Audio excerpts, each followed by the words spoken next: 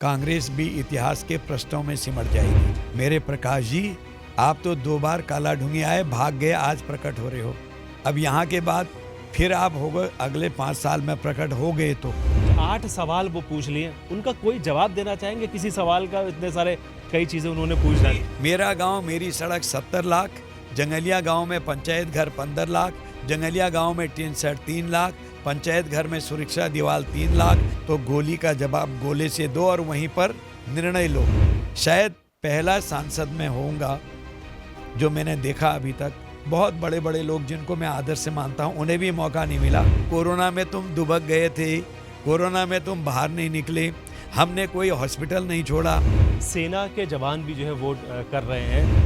नैनीताल और Jim Corbett को जोड़ने के लिए ट्रेन की सर्वे करवा रहा हूँ। जिस दिन कोई अधिकारी एक आरोप लगा देगा, अजय भट्ट को मैंने 10 पैसे भी दिए हैं, उसी दिन रिजाइन दे दूंगा।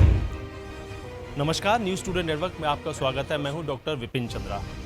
हम लोग इस समय हैं नैनीताल उधम सिंह नगर क्षेत्र में, और नैनीताल उधम सिंह नगर क्षेत्र में बीजेपी के प्रत्याशी अजय भट्ट जी चुनावी मैदान में हैं। हालांकि मोदी सरकार ने उनको बहुत बड़ी जिम्मेदारी देश के रक्षा की दी है, लेकिन अब वो पुनः रण क्षेत्र में हैं, और रण क्षेत्र में उनके सामने है कांग्रेस के प्रत्याशी प्रकाश जोशी जी। उनसे हम लोग बातचीत करते हैं अजय भट्ट जी से कि उनको रण क्षेत्र में परास्त करने के लिए कोई व्यू रचना, जैसे आप बॉर्डर पर बनाते रहे हैं कि देश सुरक्षित रहे, क्या यहाँ पे भी व्यू रचना की कभी ज़रूरत पड़ी आपको?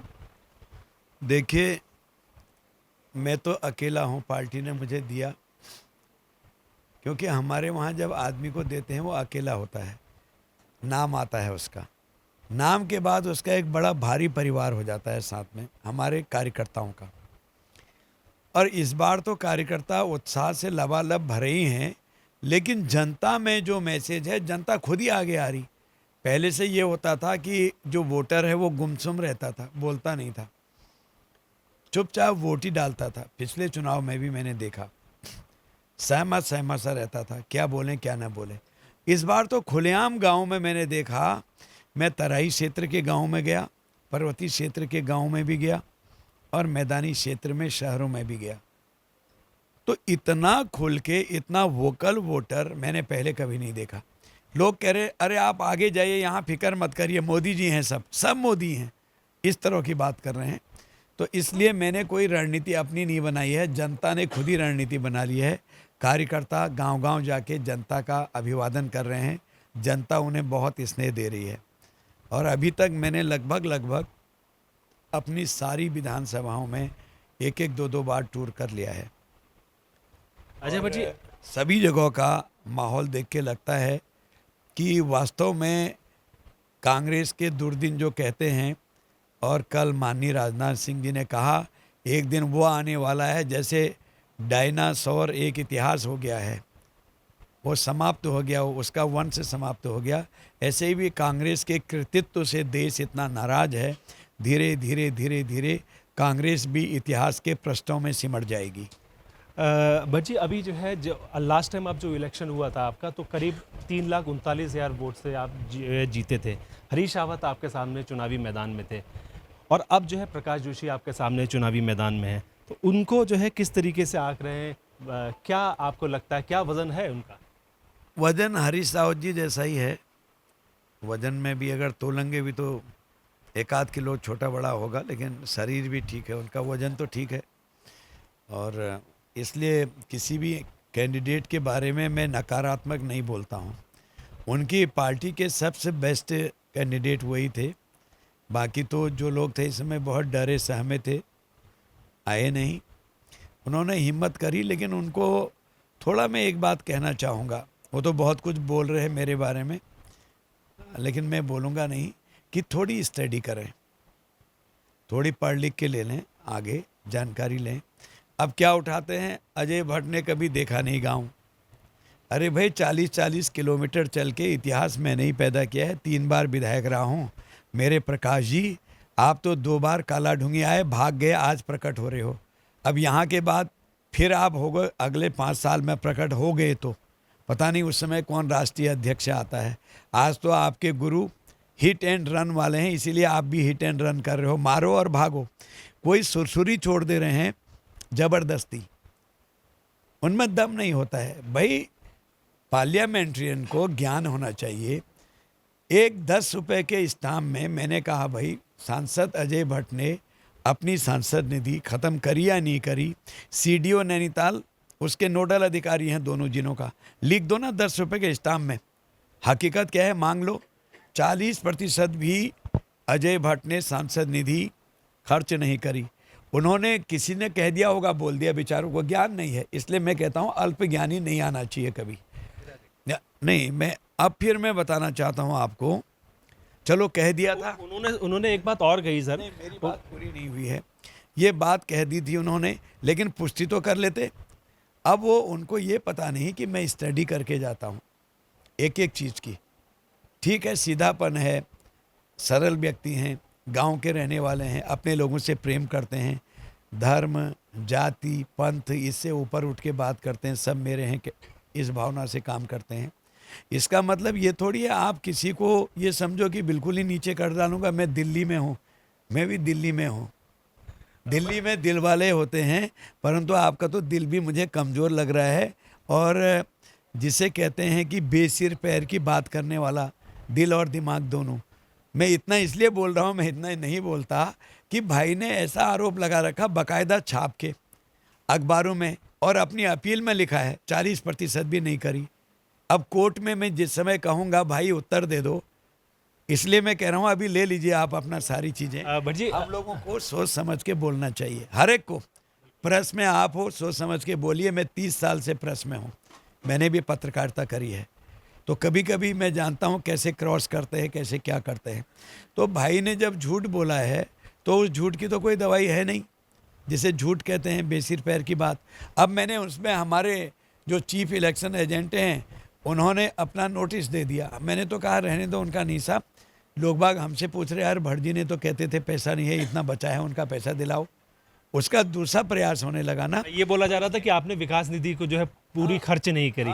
और प्रकाश जोशी ने कुछ 8 सवाल वो पूछ लिए, उनका कोई जवाब देना चाहेंगे किसी सवाल का? इतने सारे कई चीजें उन्होंने पूछ डाली। जब उनके सारे झूठ के पुलंदे सवाल ही नहीं है, सुरसुरी के लिए क्या है। मैं 2-3 सवाल मैं पूछ लेता हूँ आपके माध्यम से, मुझे लग रहा है आपके बहुत करीबी हो सकते हैं। तो उसमें एक सवाल तो मेरा ये है कि जोशीमठ से लेकर यहाँ यानी गढ़वाल से लेकर कुमाऊं तक कांग्रेस छोड़ने वालों का तांता लगा है, ऐसा क्या हुआ? और तुम्हारी ही विधानसभा में आपके शर्मा जी जो ज़बरदस्त वोट पाए थे, आप चुनाव लड़े थे, निर्दलीय लड़ गए थे आपके खिलाफ, फिर वो कांग्रेस में आ गए थे। आज उन्होंने कांग्रेस को बाय बाय कह दिया है। कम से कम 200 से लेकर 300 कार्यकर्ताओं, प्रधानों और क्षेत्र पंचायत के साथ। इसका उत्तर क्या है? आपके आने पर जैसे ही आपका डिक्लेयर हुआ तो आपके ब्लॉक प्रमुख भीमताल हरीश जी सारे बीडीसी मेंबर्स के साथ यहाँ लौट आए हैं। खटीमा में 400 लोगों ने कांग्रेस छोड़ी है, जो उसमें अभी कांग्रेस से हमारे वहाँ जिन्होंने अभी ज्वाइन किया है। वैसे ही आपके सितारगंज से लेकर रुद्रपुर से लेकर आप ज़रा पता करा लीजिएगा, काशीपुर से लेकर जसपुर से लेकर बाजपुर से लेकर कांग्रेस छोड़ने वालों में तांता लग गया है। आपका आना इतना सगुन हुआ है कांग्रेस के लिए कि आपके चरण पड़े तो जहाँ पड़े चरण संतन के, तो कांग्रेस के लोग छोड़ छोड़ के जाने लगे हैं। इस सवाल का जवाब उनसे मांग लीजिए क्या कहते हैं। बाकी उनके जवाब क्या दूं? यही तो सवाल है। 40% खर्च नहीं किया, अजय भट्ट दिखे नहीं, जंगलिया गांव, आप किसी ने जंगलिया गांव कह दिया होगा। मेरे पास जंगलिया गांव की लिस्ट रखी हुई है, करीब करीब वहाँ जंगलिया गांव में आपने, क्योंकि आपने कहा, आपने दावा भी किया और आपने कहा कि कई चीज़ें मैंने करी है वहाँ पर, आपने और भी गांव गोद लिए थे? सब जगह जितना चाहिए। देखो ना, गोद लेने का मतलब ये नहीं है कि कोई चीज़ करेंगे हम। गोद लेने का मतलब ये है कि हम लोग सीडीओ को और ब्लॉक को लिख के देते हैं, ये हमने गोद ले लिया है। इनिशियल चीज़ें वहाँ सब चीज़ें रखिए। पानी की व्यवस्था क्या है, कनेक्टिविटी हो सकती है तो उसे देखिएगा, टेलीफोन के अगर हो सकता है उसे देखिएगा, टावर लग सकता है तो उसे लगाइएगा, रास्ते बटिया ख़राब है तो उसे देखिए। तो जंगलिया गांव से सम जगह जहाँ पर भी गांव लिए हैं उसको ये एजेंसी देखती है। कोई सांसद थोड़ी जाता है, सांसद के पास तो सिर्फ आदर्श जो है आदर्श उसके नियम बने हैं कि आदर्श कैसे बनेगा, आदर्श पत्रकार कैसे बनेंगे, उसके नियम हैं। बीच में कई पत्रकार अपना तोड़ देते हैं, धर्म क्या करोगे? मैं जानता हूँ बहुत अच्छी तरह से। कई पत्रकारों ने धर्म तोड़े हैं और वो दूसरे को यूं करते हैं, उंगली देते रहते हैं। तो आप क्या करोगे? वैसे ही कई नेता हैं, आदर्श चरित्र होना चाहिए, उनके क्या है हम जानते हैं। तो आदर्श गांव का मतलब ये है कि आदर्श बनना, आदर्श गांव को बनाना। कोई भी सांसद आदर्श गांव में फावड़ा लेके नहीं जाता है, स्कीम देता है। जैसे मैं आर्मी के डिफेंस से, DRDO से 5,000 प्याज के पौधे दिलाए, 1,00,000 फूल गोभी के पौधे दिलाए, 50,000 आपके मटर के बीज दिलवाए, और आपका वहाँ पर कंपोस्टिंग खाद के लिए 32 लाख का प्रपोजल स्वीकृत हो रहा है। ऐसे ही वहाँ पर 22 लाख का आपका कंपोस्ट ने ये मशरूम लगाने की यूनिट स्वीकृत हो रही है एक गांव में। ये मेरे प्रयास हैं, आर्मी से लाए हैं, मिलिट्री से। और सुनिए, पूरे जंगलिया गांव को जानवरों से, बीच में बाघ वाघ कई वहाँ पर घटनाएं घटी, मरते भी रहे लोग। उसे घेरने के लिए, फेंसिंग के लिए 5,000 की लंबी तार स्वीकृत हो गई है। और ये मेरे पास, इसको आप किसी को दिखा दीजिए, कोई कैमरा देख रहा है तो ये देख लीजिए। ये मेरे बिल्कुल, वहाँ का मैं जो है चूंकि जंगलिया गांव को लेके उनके बड़े सवाल थे, उन सभी सवालों के जवाब भी आपने दिए हैं कि जंगलिया गांव का जो डेवलपमेंट था। अभी सुन लीजिए, मेरा गांव मेरी सड़क 70 लाख, जंगलिया गांव में पंचायत घर 15 लाख, जंगलिया गांव में टीन सेट 3 लाख, पंचायत घर में सुरक्षा दीवार 3 लाख, आंगनबाड़ी केंद्र का निर्माण 10 लाख, गांव की ओर सीसी मार्ग निर्माण 10 लाख, इंटर कॉलेज की boundary 10 lakh, solar light 24,50,000, mushroom composting unit engineer 32 lakh, खाद उपलब्ध कराई जाएगी, मशरूम की प्रोडक्शन यूनिट 16 लाख जिसमें मशरूम पैदा किया जाएगा। जंगलिया गांव स्थल का सर्वेक्षण पूरा हो गया है। इस वित्तीय वर्ष में 5,000 मीटर की बाड़ लगाने के लिए अधुमंद प्रगति पर है, जिसे जंगली जानवर, ये हम जो है अपने जो आपका इंटरव्यू चलेगा उसमें हम लोग लगाएंगे जरूर। मंत्रालय, प्याज के पौधे 5 लाख, फूल गोभी के पौधे 1 लाख, हरी मटर के बीज 50,000। ये आर्मी से लाए हम। और ये लंबी फहरिस्त आपने जो है दिखा दी है। ये प्रकाश जोशी जी के लिए जवाब भी है, क्योंकि वो लगातार ये कह रहे थे कि, और कई मीडिया पर्सन्स, आपने बिल्कुल सही बात कही, कई मीडिया पर्सन्स को भी ये पूरी जानकारी नहीं हो पाई थी, जो आपकी आज जानकारी मिल पाई है। अजय भट्ट जी से मैं मेरा सवाल और है, जिस समय सर आप रक्षा राज्य मंत्री के पद पर आपने जो है पूरा काम किया, पाकिस्तान और आतंकवाद को लेकर जो है पहले की जो सरकारें थी, क्या वो चिंतित रहती थी, और अब की जो सरकार है वो किस तरह से जो है देखती है बॉर्डर को? सरकार इतनी चिंतित रहती थी कि हमारे जवानों के सिर काट के ले गए और हमारी सीमाएं खाली कर दी, वहाँ तक सड़क नहीं जाने देती थी, वो अंदर आ जाएंगे करके। ये मनोबल बढ़ाती थी जवानों का। और अगर कोई गंभीर घटना हो गई, जैसे जवानों का सिर काट के ले गए, एक चैनल से जाता था क्या करना चाहिए, पर वो करीब करीब लंबे प्रोसेस के बाद वापस आता था, लंबे प्रोसेस के बाद वापस आता था, और तब कहीं उसका काम होता था। आज तो प्रधानमंत्री जी ने देन एंड देयर कहा है, अगर कोई अकारण हमारे देश के ऊपर आंख उठाता है, सीमाओं पर गोलाबारी करता है, जवानों को अकारण मारता है, तो गोली का जवाब गोले से दो और वहीं पर निर्णय लो। आपको गलवान में देख लिया होगा, चाइना ने संधि को तोड़ा, बिना हथियारों के वहाँ पर धक्का मुक्की होती है, हथियार नहीं चला सकते हैं सीमा पर। आपने हमारे 20 लोगों को मारा, और हमारे जवानों का मनोबल देखिए, जो प्रधानमंत्री ने आदेश दिया था उसके आधार पर देन एंड देयर निर्णय लिया। हमने 4 दर्जन से ज़्यादा लोगों को उनके स्वर्ग में भेजा। चाइना समेत पूरा विश्व हिल गया कि ये पाकिस्तान और चीन जो हैं, चाहे कुछ भी कहें, भारत आज अब 62 वाला नहीं है। आज भारत मोदी जी के भारत का नया स्वरूप है, नया भारत है। और जो एक मेरे भाई कह रहे थे कि फलानी जगह रिजांगला में 1-1 इंच दे दिया। अरे भाई, तुम कोरोना में कहाँ थे? तुमने कोरोना में क्या भारत देखा? तुमने क्या नैनीताल वाली संसदीय सीट देखी? मैंने एक घर नहीं छोड़ा उस समय, कोरोना के दौरान कोई अस्पताल नहीं छोड़ा। जो बीमार होता था उनके बाहर तक हमारे कार्यकर्ता पूछ के आते थे, सामान दो। मैं बैठ के यहाँ से मॉनिटरिंग करता था, फलाने के वहाँ कोरोना का समाचार है, जाइए। हमारे अध्यक्ष, हमारे महामंत्री दूर रह के, बिल्कुल, अस्पताल भी आपने जो है यहाँ पर, अस्पताल में तो कोई अस्पताल नहीं छोड़ा, और मैं वो किट पहन के गया अस्पताल। तो मेरे भाई प्रकाश, जरा सीखो भाई, तुम कहाँ चले गए थे कोरोना में? दिल्ली में किस एसी में थे तुम, बताओ तो सही। और मुझसे प्रकाश जी, आप जो है स्थानीय जनता से मुलाकात करी थी आपने कोरोना के समय? आपका जो है एक सवाल जो है, एक आरोप नहीं है, ये उनका और सवाल है। आप कहते हैं कि मैंने करीब 150 लोगों को या कुछ लोगों को सुशीला तिवारी में नौकरी दिला दी। भाई तुम क्या थे? तुम विधायक थे, सांसद थे, क्या थे तुम?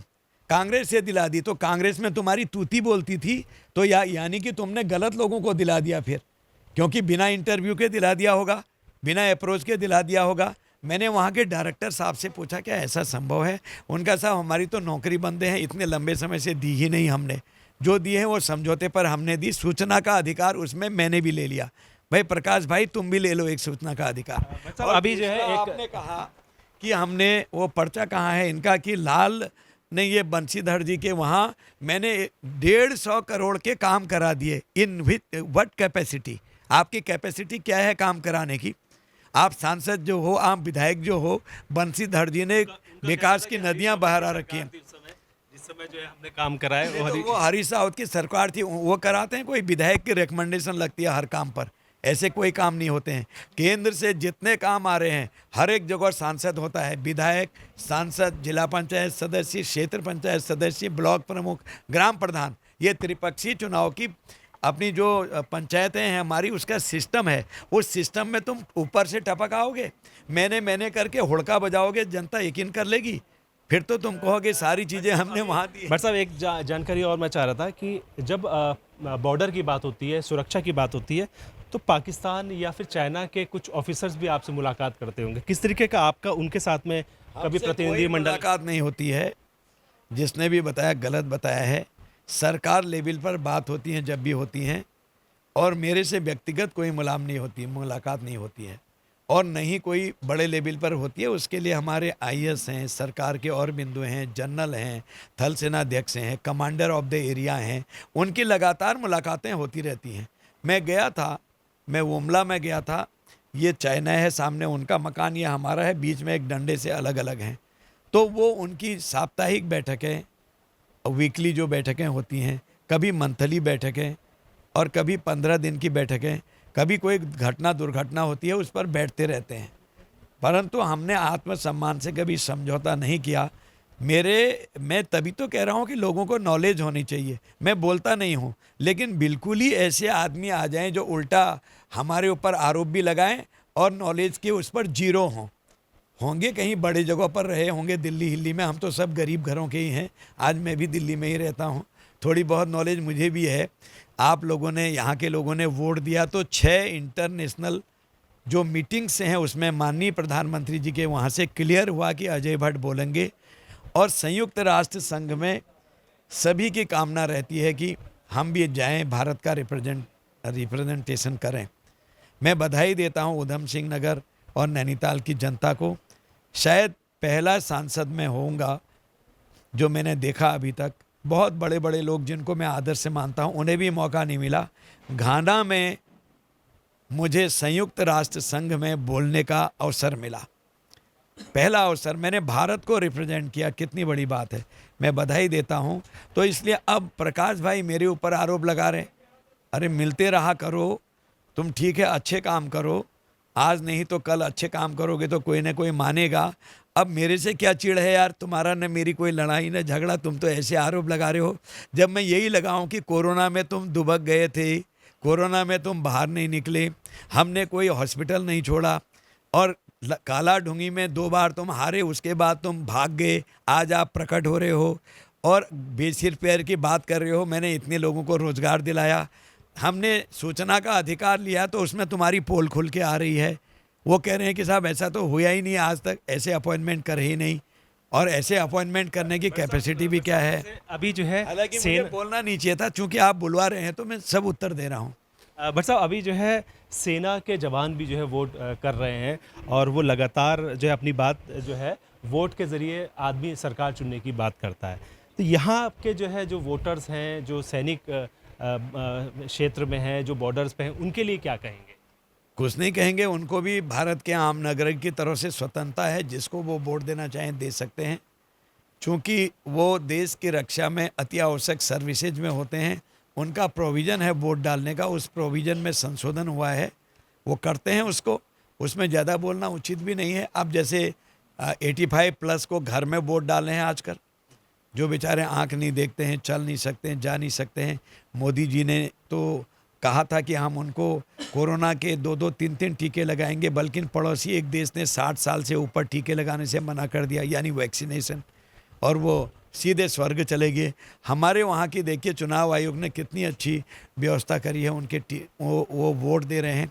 तो जो सैनिक है वोट देते हैं, उससे हमारा कोई मतलब भी नहीं है सेना से। अभी जो है जैसे आपने जिसे चाहे उन्हें आपको स्वतंत्रता 5 होती है। साल का कार्यकाल मिला, एक लंबा जो है कार्यकाल रहा, और उसमें जो है आपके कुछ काम ऐसे भी होंगे जो आप चाहते होंगे कि विद इन द लिमिट जो है हो जाने चाहिए थे, लेकिन वो नहीं हो पाए होंगे। आगे की प्रोसेस को लेकर आपकी क्या मंतव्य है, क्या सोच रखते हैं इसको लेकर? देखिए, जमरानी बांध तिवारी जी के ज़माने से उठ रहा था। 50 साल पहले मेरा आप जो वीडियो मैंने संसद में बोला यूट्यूब में निकालिए, उससे पहले बात उठी थी 50 साल पहले 1956 में, जहाँ तक मेरा ख्याल है। तब से लेकर कुछ नहीं हुआ। तिवारी जी ने कोशिश करी 75 में, लेकिन वो कैंसिल हो गया बाद में। भगत दा ने मुझसे कहा कि अजय इसे ज़रूर लेना यार, ये नहीं तो भाबर खाली हो जाएगा। प्लेन से में दोनों ज़िले तो हैं ही हैं, बरेली का गंगेटियन क्षेत्र को भी पानी नहीं मिलेगा। ग्राउंड वाटर लेवल बहुत नीचे जा रहा है। मैंने आपने देखा उसको उठाया संसद में, जमरानी बात को नेशनल प्रोजेक्ट में लो करके कहा। माननीय प्रधानमंत्री जी ने 15 दिन में पूरे उत्तराखंड के संबंधित अधिकारी बुलाए और 15 या 16 प्रकार की रुकावटें दूर करी। आज टेंडर हो गया है, 3200 करोड़ से भी 3600 करोड़ से भी ज़्यादा का प्रोजेक्ट आया, जबकि उस समय 61 करोड़ का था। अगर उस समय बना लेते इतनी राष्ट्रीय संपत्ति का लॉस नहीं होता। उत्तर प्रदेश में भी लाभ होगा। हाँ, उत्तर प्रदेश से एग्रीमेंट भी हो गया। पहले उत्तर प्रदेश में मानते नहीं थे। मैं योगी जी को धन्यवाद देता हूँ कि उनके आते ही हमारा एग्रीमेंट हुआ। लाभ उत्तर प्रदेश को भी होगा। एक दूसरा, ट्रेन हमारी अमृतसर के लिए गुरु ग्रंथ साहिब जो मानते हैं गुरु जी को, श्री हरमंदिर साहब के दर्शन करने जाना है। सिखों ने कहा ट्रेन नहीं है यहाँ से डायरेक्ट। अभी 20 दिन हुआ होगा मैंने ट्रेन की शुरुआत करी है और फुल जा रही है। एम्स की शाखा एक राज्य में 2 नहीं होते हैं। आप देखिए किच्छा पे एम्स का निर्माण हो रहा है। नैनीताल के लिए रोपवे लगा दिया है। 12 करोड़ रुपए हल्द्वानी मार्केट के डामरीकरण के लिए लाए हैं। आपका जो केरल की तर्ज पर आयुर्वेद का आपका हॉस्पिटल चल रहा है, आप भी शायद उसे देख आए हैं, 50 बेड वाला। सिरोधारा उसमें प्रारंभ होने लग गई है, आपको पता हो गया होगा। और नैनीताल के लिए जो रोपवे है उसके अनुसार 710 करोड़ रुपए का चौड़ीकरण का मार्ग ले आए हैं। आपने देखा यहाँ पर आपका गर्म पानी में 100 करोड़ का पुल जो टूट गया था, अंग्रेज़ों के ज़माने में बना था, आज नए का उद्घाटन भी कर दिया। आज गाड़ियाँ चल रही है। रानी बाग पर ट्रैफिक बंद रहा कई दिनों तक। हम लोग इधर से जाते थे सीधे गेठिया की तरफ से। आज वो पुल देखिए सबके सामने बन रहा है, हम उसको ले आए थे। और हल्द्वानी में 2200 करोड़ के जो प्रोजेक्ट प्रधानमंत्री जी से कह के हम लाए थे, सारे के सारे चीज़ों के ठेके हो गए हैं। हल्द्वानी का स्वरूप बदल जाएगा। ड्राइविंग जो स्कूल है और हमारा इसका परिवहन का कार्यालय है, गोलापाट डाल दिया है। पर्वतीय क्षेत्र को जाने के लिए नया स्टेशन जो बनना है बाजार का, उसे हटा के ऊपर आपको पता है जो था आज तक रानी बाग में, उसको भी गोलापाट डाल दिया है। कुछ ऐसे भी काम होंगे जो आप लगता होगा। मैं और काम बता देता हूँ। अभी आपको पता होगा 15 दिन पहले हमने 495 करोड़ रुपए की 4 लेन की लाइन हम लोग काशीपुर से रामनगर बना रहे हैं। 1100 करोड़ रुपए बाईपास के लिए हम आपके रुद्रपुर के लिए ले आए हैं। वो काम आजकल चालू हो गया है। 550 करोड़ रुपए लाल कुआं से यहाँ तक रोड बन रही है, आप देख के आइए। वो एक किस्म से बंदी हो गई थी। मैंने ठेकेदार चेंज करने से लेकर क्या क्या बातें कही, तब वो काम प्रारंभ हुआ है। अभी हम गोला में दूसरा पुल भी बना देंगे 1-2 साल में। इस बजट में वो स्वीकार हो रहा है, DPR उसकी तैयार हो रही है। मैं आपको इसलिए बता रहा हूँ कि आपकी नॉलेज में भी बात रहे। और जो हमारी रानी बाग से भीमताल को सड़क जारी है, उसकी चौड़ीकरण का प्रस्ताव है। केंद्र से हम सीआरएफ में इतना पैसा लाए हैं कि हर रोड को चौड़ीकरण कर रहे हैं। अभी आप जोली कोट से नैनी पुल तक के लिए 124 खरब रुपए, नहीं सॉरी, करोड़ रुपए, 1 अरब 24 करोड़ हुए, 124 करोड़ रुपए हम उसको डबल लेन की गाड़ी बना रहे हैं, लाइन बना रहे हैं। और 4 पुल जो 100 साल से ज़्यादा के हो गए, कच्चे हो गए हैं, उनको हम अलग करके नए पुल डाल रहे हैं, रिप्लेसमेंट उसका कर रहे हैं। आप देखिए, जो लगभग हमारा सैनिटोरियम था, भारत में पहले नंबर पर होता था, एशिया में भी, उसकी हालत ख़राब थी। आज उसकी चाक चौबंद कर दी हैं, उसकी मशीनें जंग खा रहा था, लेटेस्ट मशीनें उनको चालू कर दिया है। 3-4 करोड़ रुपए लगाकर वहाँ रोड भी ठीक कर दी, बंगला भी ठीक कर दिया, अस्पताल चल रहा है। 200 करोड़ रुपए गेठिया के हॉस्पिटल के लिए अलग से आ गया है। 75 करोड़ रुपए का मल्टी स्पेशल बिल्डिंग हल्दूचौड़ में, आपको पता है, हम वहाँ पर बना रहे हैं। जो मैं बड़े काम आपको बता रहा हूँ, भविष्य के लिए नैनीताल और जिम कॉर्बेट को जोड़ने के लिए ट्रेन की सर्वे करवा रहा हूं कि ट्रेन इन दोनों को जोड़े और पर्यटन बढ़े। मेट्रो ट्रेन के लिए मैंने अपने शहरी विकास मंत्री जी को बीच में जो पत्र दिया, मिला था, भेंट करी, तो उसका फिजिबिलिटी देखी जा रही है, कितना फिजिबल होगा। यहाँ से मेट्रो ट्रेन रामनगर, रामनगर से काशीपुर, जसपुर, गदरपुर, बाजपुर, रुद्रपुर और किच्छा के बाद आपका सितारगंज, सितारगंज से आपका नानकमत्ता, नानकमत्ता से आपका रहेगा खटीमा के बाद अल्मोड़ा सीट पर पड़ता है चंपावत ज़िले में टनकपुर। जहाँ तक मैदान है वहाँ तक अगर मेट्रो सर्विस चले जाती है तो आप देखिएगा कि हमारे यहाँ बेरोजगारी भी दूर होगी, पर्यटन भी बढ़ेगा। सिडकुल में काम करने वाले लोग जो आज परेशान होते हैं, कोई जाते भी हैं तो मकान कहाँ लें, उससे ज़्यादा कीमत देनी पड़ती है। घर से बैठ के जाएंगे यहाँ से और सिडकुल में काम करके आके रात को वापस आएंगे, जैसे जापान में है। 500-600 किलोमीटर दूर तक जाते हैं वहाँ लोग, सुबह तैयार हो जाते हैं और मुझे पता लगा कि रात ही को नहा लेते हैं और सोते समय पेस्ट कर लेते हैं ताकि समय बचे। वही मैं लाना चाहता हूं कि हमारे क्षेत्र में ऐसा हो। नैनीताल के लिए पाइप्स खोलने वाला गैस ला रहे हैं, बहुत बड़ा सिलेंडर लगा देंगे जिसे भरा जाएगा, ऊंचाई पर रखेंगे, वहीं से नल की तरफ से पाइप से गैस खुलेगी, जैसे हल्द्वानी में लगा रहे हैं। ये बड़े बड़े प्रोजेक्ट हैं। कैथ लैब के लिए मैंने बताया नहीं, शायद आपको बता दिया। हेल्थ को लेके काफ़ी लोग चिंतित रहते हैं, पहाड़ का मरीज जो है हल्द्वानी आता है, तो उसके लिए इसी के लिए कैथ लैब नहीं थी 75 साल में यहाँ। आपके लिए ये जानकारी के लिए अच्छा विषय है, मैं बार बार बोल रहा हूँ। 75 साल आज़ादी के हो गए, जिनकी सरकारें पहले रही, सोचा ही नहीं। हमारी सरकार ने बहुत कुछ किया है। इस बार मेडिकल कॉलेज से लेकर कई चीज़ों में नए इक्विपमेंट लाई है, लेकिन कैथ लैब के लिए थोड़ी पैसे की कमी पड़ रही थी। मैं लंबे समय से प्रयासरत था। मिलिट्री के अंतर्गत जो हमारा बेमल करके एक कंपनी है, वो कंपनी रेल के डब्बे भी बनाती है, उनसे करीब करीब 9 करोड़ रुपए, 1-1.5-2 करोड़ रुपए अलग ये मांग के आप देख रहे हैं। आजकल कैथ लैब की कार्रवाई हो गई, एग्रीमेंट हो रहा है सुशीला तिवाड़ी में, मेडिकल कॉलेज में। लखनऊ से आपके डॉक्टर आएंगे, टॉप के, नहीं दिल्ली से, सॉरी, वहाँ भी बात हो गई है। 8-9 महीने में कैथ लैब में पहली बार ओपन हार्ट सर्जरी हल्द्वानी में होगी, टॉप डॉक्टर के द्वारा, आज तक नहीं हुई। तो मैं लगा हुआ हूँ हर चीज़ को देखते हुए। आवास भी लोगों को जा रहे हैं।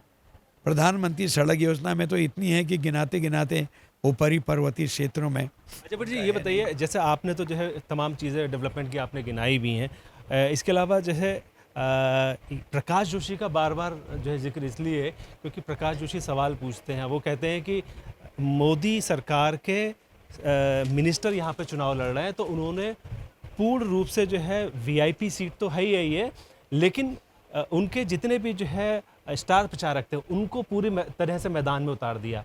नहीं, हम नहीं उतारते हैं, हमारे को ये राइट भी नहीं है। भैया, जिसके पास स्टार प्रचारक होंगे वही तो मैदान में आएंगे। तुम्हारे पास क्या है? बुलाओ ना अपने राहुल को, जो तुम्हारा गुरु है, बुलाओ तो सही उनको, गुरुजी को, जो हिट एंड रन वाले हैं। लोग तो यही कह रहे हैं उन्हीं के चेले हैं तभी टिकट लाए हैं। आप जिसके भी चेले हो, आपकी पार्टी ने दिया। मुझे बोलना नहीं चाहिए, मैं बोल रहा हूँ इतनी कड़ाई से, क्योंकि आपने अपना स्टैंडर्ड बहुत कम किया है। आप अच्छे लोगों के सद्गुण नहीं देखते हो, कभी कोई गलत काम नहीं किया कहीं पर भी।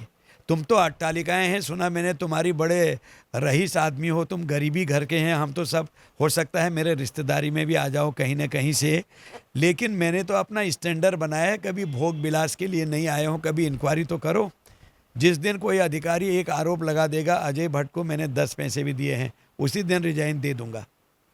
जब मैं अपनी पार्टी का फंड जमा कर रहा था अध्यक्ष के नाते, मेरे बड़े भाई माननीय हरीश रावत जी ने एक पॉलिटिकल बयान दिया, वो सीएम थे, कि अजय भट्ट जो हैं अधिकारियों से पैसा वसूल कर रहे हैं अपने फंड के लिए। मैंने अपनी टीम से पूछा क्या किसी ने अधिकारी या उनकी पत्नी से कोई चेक लिया है या कैश लिया है? कैश तो लेना ही नहीं था, चेक से ही लेना था। उन्होंने कहा बिल्कुल नहीं लिया, आम आदमी से लिया, व्यापारियों से लिया, भाजपा के कार्यकर्ताओं से लिया 25 करोड़ रुपए। मैंने प्रेस बुलाई, मैंने कहा हरीश रावत जी जो बात कह रहे हैं अगर वो ठीक निकल गई, ये अजय भट्ट है, झूठ नहीं बोलता है, मैं आज ही जो है रिजाइन कर दूंगा, साबित करो। दूसरे दिन से सिट्टी पिट्टी गुम हो गई, अकेले बुला के मुझसे। हरीश रावत तो जो है खुद ही चंदा मांग रहे हैं, उन्होंने एक QR कोड। मेरी बात मैं बता रहा हूँ ना, तो ये हालात थी उस समय। हम लोग ऐसे सेवा के लिए आते हैं, भाजपा वाले लोग, हम ये नहीं आते हैं कि बेटे के नाम से स्कूल चल रहा हो, बिटिया के नाम से पेट्रोल पंप हो, दूसरे काम कर रहे हो, तीसरे कोई रिश्तेदार के नाम से कुछ और हो और बेटा चलाता हो। इस तरह के काम हम नहीं करते हैं। ईश्वर ने शक्ति दी है, ईश्वर ने सेवा के लिए प्रेरणा दी है। पेशा मेरा वकालत था, वहाँ से मुझे यहाँ भेजा है, तो ईमानदारी पूर्वक जितनी सेवा होती उतना करता हूँ। और मेरे भाई की तरफ से आरोप फारोप ये माने नहीं लगते हैं, लेकिन लिखित देना बहुत गलत बात है। आवश्यकता पड़ी तो बाद में भी भाई से कोर्ट में भी पूछवाऊंगा, अभी नहीं, कोर्ट में भी पूछवाऊंगा। अभी नोटिस दे रखा है, कोर्ट में भी तलब इसलिए करूंगा कि हर जनप्रतिनिधि को आरोप लगाते समय सतर्क रहना चाहिए। अब हम परिवारवाद कहते हैं तो सतर्क हैं। जवाहरलाल नेहरू, इंदिरा गांधी जी, राजीव गांधी जी, राहुल गांधी जी, सोनिया गांधी जी, प्रियंका गांधी जी, उनकी अभी औलाद छोटी है, बड़ी होंगे फलाने गांधी जी, तो मतलब एक परिवार से बाहर नहीं निकला। किसी को पता था कि नेतृत्व जो है अभी भी उन्हीं के पास है। किसी को पता था कि बेलचा लगाने वाला, सब्जी, चाय, पानी, बीड़ी, सिगरेट जैसी दुकानों में जाके काम करने वाला मेरे जैसा आदमी भारत की संसद में रक्षा राज्य मंत्री बनेगा, पर्यटन राज्य मंत्री बनेगा। मुझे पता था कि मुझे टिकट मिलेगा। आप भी सब जानते हो, सब कयास लगा रहे थे। मैंने कभी नहीं मांगा। मैंने अपनी पार्टी को धर्म संकट में नहीं रखता हूँ कि कभी पार्टी को मेरे लिए कुछ करना पड़े। तो उस समय धर्म युद्ध में नहीं, कई लोग अकड़ जाते हैं, कई नाराज होते हैं, कई गुस्सा होते हैं। जहाँ कम वहाँ हम, जो ड्यूटी दी वहाँ गए। और मुझे बहुत खुशी होती है नैनीताल उधम सिंह नगर की जनता से। अगर आप मुझे नहीं भेजते पिछली बार तो मुझे पहचान कैसे मिलती? तो कुछ न कुछ बात हुई होगी, इसलिए माननीय मोदी जी, माननीय शाह जी, माननीय राजनाथ सिंह जी समेत जो टॉप लीडरशिप की पहली लिस्ट निकली, उसमें पहले साल वाले में अजय भट्ट भी था। मैं तो पहली बार था। अजय टमटा जी तीसरी बार लड़ेंगे, महारानी जी 5वीं या 6ठी बार लड़ेंगी। मैं पहली बार वाला था, उसमें मेरा नाम आया। इसलिए मुझे खुशी है कि मेरा मूल्यांकन जो जनता ने किया था उसका आदर ऊपर ने भी किया है। अब मैं सबसे अपील करूंगा कि एक तरफ तो वो भाई हैं जो ऐसे आरोप लगा लगा के ऊपर चढ़ने की कोशिश कर रहे हैं, एक तरफ हम भी हैं 5 साल में 1 मिनट भी अच्छी तरह से नहीं बैठे हैं। 20 लाख लोगों में 10,000 मजरे घर और पक्की गलियां, सड़कें, इनमें जितना जा पाते उतना ही जा पाता है सांसद। हमारे एजेंट, हमारे जो एक किस्म से प्रतिनिधि कहूँगा मैं, प्रतिनिधि हमारे विधायक, हमारे मंडल अध्यक्ष, हमारे जिला पंचायत के अध्यक्ष, ब्लॉक प्रमुख ये होते हैं जिनसे हम कनेक्ट रहते हैं, जो डायरेक्ट हमको क्षेत्रों की बात बताते हैं। हर क्षेत्र की मुझे एक एक बात का पता रहता है। जैसे ही आपदा रामगढ़ में आई, फौज लगा दी, हेलीकॉप्टर लगा के अमित शाह जी ऊपर से आए, मैं भी गया, मुख्यमंत्री जी आए, तत्काल प्रभाव से लोगों को उठा के दिल्ली रखा। रामनगर में लोग डूबने लग गए थे, आपको पता होगा, रामनगर में लोग डूबने लग गए थे कोसी नदी में, वो 20 टापू में फंसे थे, हेलीकॉप्टर से हमने खिंचवाया। अभी राकेश नैनवाल हमारे कार्यकर्ता आए थे, वो तो कूद गए थे, बच गए वो। हम लोग ऐसे काम करते हैं जनता के लिए, ये नहीं कि मैंने किसी पार्टी के बड़े घर के बेटे को अपना गुरु बना के दोस्त बना लिया। वो हर एक को टिकट न दे के वो अपनी मर्जी से टिकट वितरण कर दे। पार्टी की उनको पता भी नहीं कौन सीनियर है कौन जूनियर है, और वो यहाँ आके शेर बन के समझे कि मैंने सब कुछ ले लिया। भाई ठीक है, शेर हो पार्टी में, जनता के भी शेर बनो, पर दूसरे को कमज़ोर मत समझो। बट जी अभी और जैसे आप सत्यता के आधार पर बात करो। सत्यता के आधार पर बात करोगे तो लोग आपको अच्छा मानेंगे। अब कह दिया कि 40% नहीं करी सांसद निधि, अब उत्तर दो ना, नोटिस दे दिया है, लो ना आप कहीं ना कहीं से। इसका उत्तर अभी नहीं, जो क्षति पहुंचाई है, ठेस पहुंचाने की कोशिश की है अच्छे व्यक्ति की, और लोगों की भी होती है। अभी तो चुनाव कब होगा क्या होगा और सबको पता है, उसके बाद भी कोर्ट में आके उत्तर दोगे मेरे भाई। मैं बड़ा सीधा आदमी हूँ, लेकिन जो गलत आदमी होता है मैं उसको उसकी गलती का एहसास कराता हूँ। कोर्ट के अंदर आओगे। बट जी अभी जैसे आपने जो है पहाड़ से आप चुनाव लड़ते रहे असेंबली को लेकर, अब यहाँ से तो पहाड़ के वोटर और तराई के वोटरों में आप कितना अंतर समझ पा रहे होंगे, या क्या देखते हैं उनकी और यहाँ के वोटरों को लेकर अंतर? सब जगह मोदीमय है, चाहे ऊपर पहाड़ों में हो चाहे तराई में हो, एक ही नाम चल रहा है मोदी जी का। कोई अंतर ही नहीं है कहीं नहीं। स्वच्छ हृदय के हैं सब लोग, भाजपा के कार्यकर्ता हैं और भाजपा के वोटर हैं। ये चुनाव को तो पब्लिक ने अपने हाथ में ले लिया है। लगता ही नहीं है कि चुनाव जीत का जश्न जैसा लगता है। पब्लिक खुद ही आगे आ रही, नहीं यहाँ मत आइए और जगह जाइए, मोदी जी है ना कहिए भी मत। इतनी वोकल पब्लिक पहली बार देखी मैंने। इसलिए कोई अंतर नहीं है, सब व्यक्ति अच्छे हैं, देश के व्यक्ति अच्छे हैं। ये थे अजय भट्ट जी जो बता रहे थे कि प्रकाश जोशी के उन सवालों के भी जवाब दिए और जनता के मूड को भी आपने भापा। लगातार अपने डेवलपमेंट की कहानी भी बताई, अपने शुरुआत से लेके जो डेवलपमेंट की स्कीम्स हैं वो भी लगातार बताते रहे हैं। कहिए नेताजी में अगली बार हम लोग फिर ऐसे ही नेता से बातचीत करेंगे जो बताएंगे कि उनका रोड मैप क्या है, फ्यूचर की क्या प्लानिंग है, और लगातार उनको दिखाते रहेंगे।